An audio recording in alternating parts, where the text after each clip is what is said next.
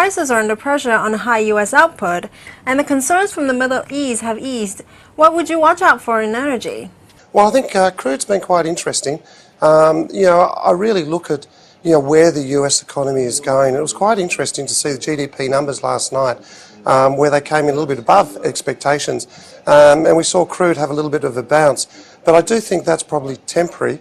I continue to see that crude anywhere above 105 to 108 is quite expensive. I just actually feel the fundamentals at the moment aren't there. The economic data from around the world certainly doesn't suggest that we should be at these levels. And I think when you start to see concerns in the Middle East start to ease, mixed economic numbers, then I think you see crude should be soft. We're actually feeling that prices are expensive. Would like to see it travel back to that US 100, if not lower, over the coming months. How do you see natural gas prices panning out? Well, I think natural gas has been quite interesting. At the moment, it is all about weather. There's no doubt about it. And I think when you start to see those cooler periods, cooler temperatures start to come in, then the use of natural gas certainly isn't there. As a result, prices will start to ease. I think it's still a sell-on rally. In fact, we have broken a significant trend line, so I think prices could have quite a sizable fall or continue to be weak for the foreseeable future. So we're still a sell-on rally there.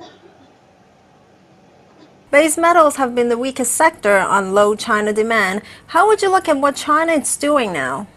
Look, I think this is really interesting because at the moment we see what the CCP has done in terms of policy. And I think in reading or in retrospect, asking 1,400 companies to stop or reduce excess capacity will have an underlying concern to demand for primary inputs such as copper and nickel. So I think at the end of the day, if this policy and what this policy means is that we should see continued weak demand from the economy as it tries to adjust from a high growth economy to a more stable growth economy. And I think that's, to me, the transition between these two will be important for the outlook for base metals.